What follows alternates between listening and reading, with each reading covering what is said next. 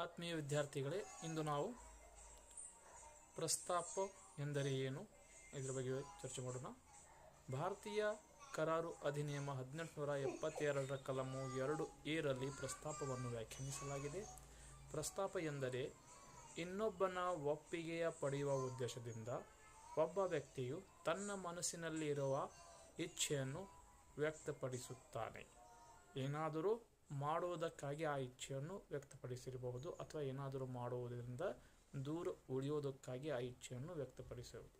ಅಂಥ ಮಾಡುವಿಕೆಗೆ ಅಥವಾ ಅಂಥ ಮಾಡದೇ ಇರುವಿಕೆಗೆ ಇಲ್ಲಿ ಅವನು ಪ್ರಸ್ತಾಪ ಮಾಡಿದ್ದಾನೆ ಎಂದು ಹೇಳಬಹುದು. ಉದಾಹರಣೆಗಾಗಿ, ಏನು ತನ್ನ ಬಳಿ ಇರುವ ಕಾರನ್ನು ಬೀನಿಗೆ 5 ಲಕ್ಷ ರೂಪಾಯಿಗೆ ಮಾರಾಟ ಮಾಡೋದಕ್ಕಾಗಿ ತನ್ನ ಮನಸ್ಸಿನ ಇಚ್ಛೆಯನ್ನು ವ್ಯಕ್ತಪಡಿಸುತ್ತಾನೆ.